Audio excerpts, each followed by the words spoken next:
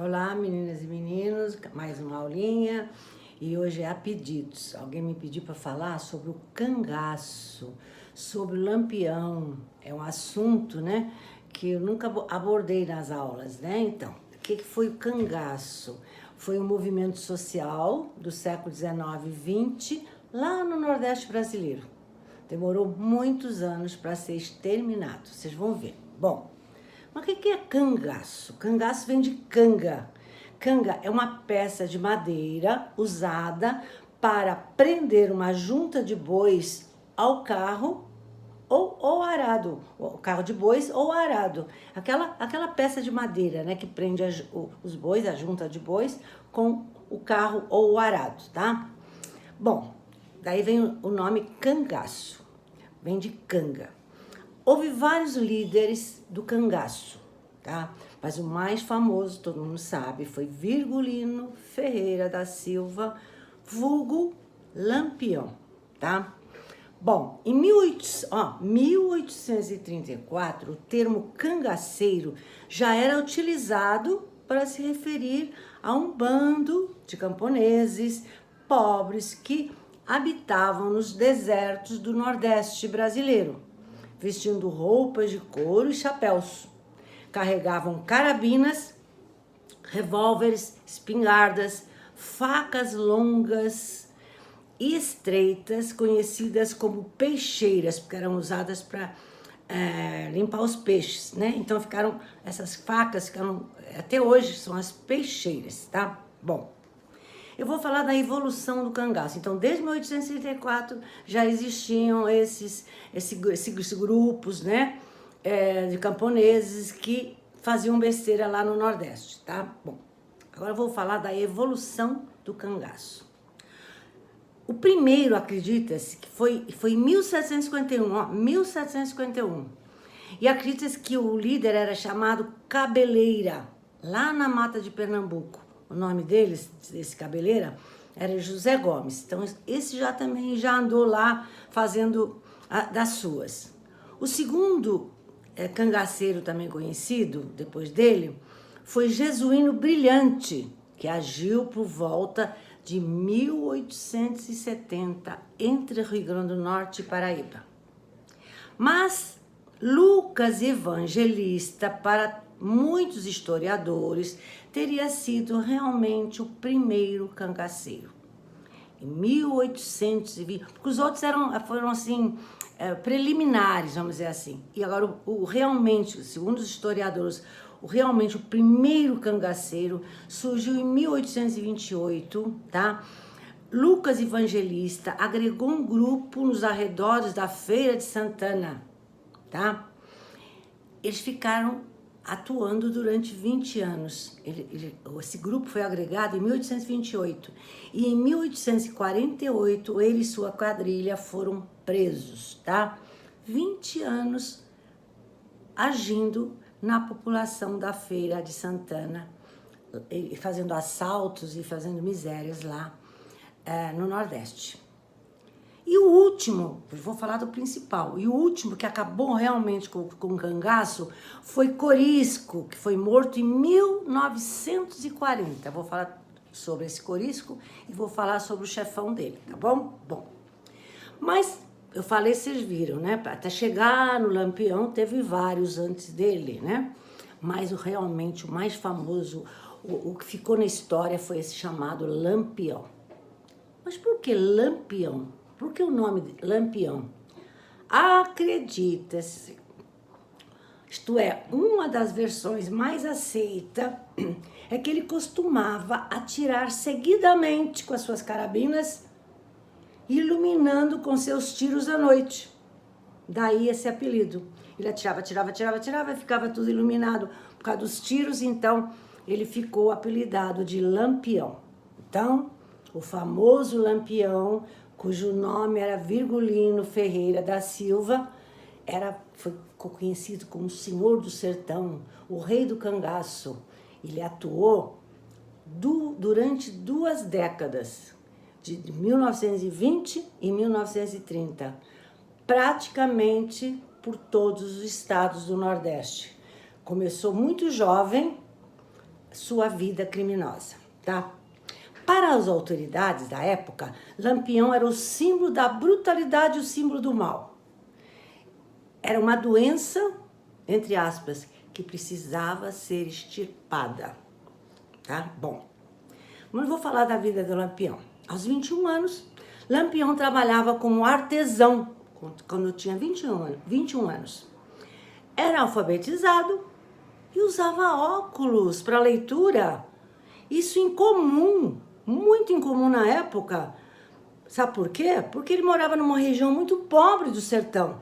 Ele sabia ler e usava óculos. Vocês veem que as fotos dele estão sempre com óculos, né? Bom, ele era de uma família que já estava em disputa sempre com as famílias locais, por limite de terra, sempre em briga com as famílias locais, a família dele, até que seu pai foi morto no confronto com a polícia em 1919. Então, Virgulino conta-se que jurou vingança. E ele e mais 2 irmãos passaram a integrar um grupo de cangaceiros do senhor Pereira, tá? Quer dizer, o pai foi morto em 1919. Mas conta-se também que em 1922, esse senhor Pereira, que era o líder desse grupo de cangaceiros que o Lampião entrou, abandonou o cangaço e passou a liderança para Lampião. Isso em 1922, tá? Bom, a primeira ação do bando agora de Lampião, comandado por Lampião, foi invadir Belmonte, em Pernambuco, onde foi assassinado o coronel Luiz Gonzaga. Dali o bando de Lampião entrou em Alagoas, depois Paraíba, Rio Grande do Norte, Ceará, etc. Isso vocês viram, ele passou a ser o líder em 1922. Em janeiro de 1923, os chefes das polícias desses estados do Nordeste se reuniram para criarem uma força-tarefa conjunta para combater o cangaço. Mas durante 20 anos, como eu falei, Lampião e seu bando agiram. Eles usavam trajes de couro, chapéus e cintos com munição. As armas, como é que eles conseguiam as armas? As armas eram adquiridas através de roubos à polícia e também a unidades paramilitares, tá bom? Bom, com o tempo, o grupo de Lampião formou diversos subgrupos para se defenderem. Assim, então, era o grupo do Lampião, era o principal, e tinha outros subgrupos com líderes escolhidos por Lampião.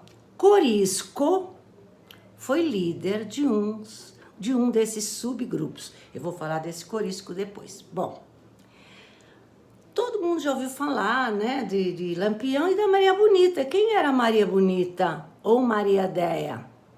O nome dela, na realidade, era Maria Gomes de Oliveira, mas ela disse que era muito bonita, então ela recebeu o título de Maria Bonita ou Maria Déia. Bom, ela juntou-se ao bando em 1930, então o bando já tinha 8 anos, tá? Sendo a primeira mulher a integrar esse bando. Vou falar um pouquinho dessa Maria. Maria nasceu e cresceu numa família muito humilde do sertão baiano. Aos 15 anos, ela casou com seu primo, um sapateiro, chamado Zé de Neném. Mas o relacionamento entre os dois era conturbado. Ele era agressivo, alcoólatra, infiel e ela era espancada constantemente. Bom, por sua vez, conta-se que antes dela conhecer Lampião, ela já começou também a trair o marido com outros homens, tá? Mas, quando conheceu Lampião, ela se apaixonou e fugiu com ele e passou a fazer parte do bando de Lampião, onde viveram durante 9 anos, até o grupo ser exterminado, tá? Vocês vão ver. Ela ficou conhecida, essa Maria Bonita, por sua personalidade forte e por ser muito bonita. Mas nunca nenhum dos cangaceiros abusou dela, ela era mulher do chefe. Ela foi sempre respeitada pelos cangaceiros, contando inclusive com certas regalias, né? Bom, Maria engravidou e teve uma filha que recebeu o nome de Expedita Gomes. Mas, de acordo com as regras do cangaço, não podia ter criança. Então, a criança foi entregue para ser criada por um casal de amigos vaqueiros. Bom, agora eu vou falar do fim do cangaço. Aconteceu no governo de Getúlio Vargas, na época do Estado Novo. Lembra o Estado Novo, né? Que foi uma época de ditadura, de 1937 a 1945, onde houve centralização do poder, luta contra o comunismo, etc, etc. Não vou falar agora do Estado Novo, mas foi na época do Getúlio Vargas, durante o Estado Novo, na época da centralização política de Getúlio. O Estado Novo incluiu Lampião e seu bando na categoria de extremistas, de fanáticos que precisavam ser exterminados, mortos, caso não se rendessem. Bom, depois de muita procura, né, de muita ação, Lampião foi finalmente apanhado numa emboscada das autoridades, onde foi morto com Maria Bonita, mais 9 cangaceiros que estavam juntos. E isso aconteceu porque houve alguém delatou o lugar onde eles estavam, a localização deles, para a polícia. Então eles foram pegos assim e foram mortos a tiros e depois foram degolados. Eu vou mandar a foto das cabeças deles. Ficou famosa a foto onde estão as cabeças desses 9 né, componentes do bando, mais a Maria Bonita e mais o Lampião, tá? Suas cabeças, para se conservarem, elas foram colocadas em água, aguardente, cachaça e cal, para conservá-las. E depois foram expostas por todo o Nordeste, atraindo multidões por onde essas cabeças eram mostradas, tá? Bom, eu falei que eu ia falar do cangaceiro Corisco. Eu não falei que houve subdivisões de cangaço? E Corisco era um dos líderes de um grupo, tá? Ele chefiava outro grupo, como eu já falei. Bom, quem era Corisco? Eu vou falar também um pouquinho da vida dele. Ele passou a fazer parte do grupo muito novo. Quando ele tinha 17 anos, esse Corisco, numa briga de rua, ele matou um homem que era protegido por um coronel. Então, ele estava condenado. Então, com medo de ser punido, aliou-se ao bando de Lampião. Isso quando ele tinha 17 anos. Corisco era conhecido por sua beleza, cabelos loiros, porte atlético. Então, ele era conhecido como Diabo Louro, tá? Em 1938... Como vimos, o bando de Lampião foi eliminado, mas ele continuou. Corisco, ao receber a notícia que o bando do Lampião foi exterminado, que ele morreu, Maria Bonita e todos os cangaceiros, ele resolveu se vingar e procurou saber quem é que delatou o lugar onde eles estavam. E aí o que ele fez? Ele entrou na fazenda Patos, a fazenda chamada Patos, e matou Domingos Ventura, mais 6 elementos da sua família. Porém, ele assassinou as pessoas erradas. Depois ele viu. Disseram que era aquela família, mas não foi aquela família que delatou. Bom, como é que Corisco vai morrer? Isso ocorreu em 1940, como eu falei, num povoado da Bahia. Ele morreu e sua mulher, ele também tinha uma mulher. A mulher foi atingida na perna e teve que amputá-la mais tarde, mas ele morreu ali mesmo. Então, enfim, com a morte de Lampião e com a morte de Corisco, o cangaço enfraqueceu-se e se extinguiu para sempre. A cabeça de Corisco também foi coexposta durante 30 anos no Museu Nina Rodrigues, ao lado das cabeças de Lampião e Maria Bonita. Só que mais tarde, né, amando do seu filho, filho de Corisco, porque ele teve vários filhos com aquela mulher que ele morava, ele mandou cremar a cabeça do pai e as cinzas foram jogadas no mar, tá? Bom, deixa eu só falar um pouquinho da vida de Corisco quando ele casou. Eu não falei que ele foi morto e a mulher teve que amputar uma perna, não morreu? Bom, Corisco sequestrou Sérgia Ribeiro, essa esposa, futura esposa, quando ela tinha 13 anos. 13 anos ela foi sequestrada, então ela tinha ódio por ele, mas esse ódio, segundo historiadores, virou amor, porque ela ficou com ele até sua morte. Eles tiveram 7 filhos, mas só 3 sobreviveram. Foi um desses filhos que mandou cremar a cabeça do pai, que estava no museu, e jogar cinzas no mar, tá? Para terminar a aula, ainda vou falar um pouquinho sobre o cangaço. Olha só, havia os chamados coiteiros. No cangaço, havia chamados coiteiros. Quem eram os coiteiros? Pessoas que ajudavam os cangaceiros. Davam abrigo, davam comida, por amizade, por interesse ou por medo. Havia os volantes. Quem eram os volantes? Eram um grupo de soldados, entre 20 e 60 soldados, enviados pelo governo para procurar destruir os cangaceiros, tá? E agora também havia algo muito importante, a literatura de cordel. Por meio da escrita, eles transmitiam cantigas, poemas, histórias. O nome cordel, origem de Portugal.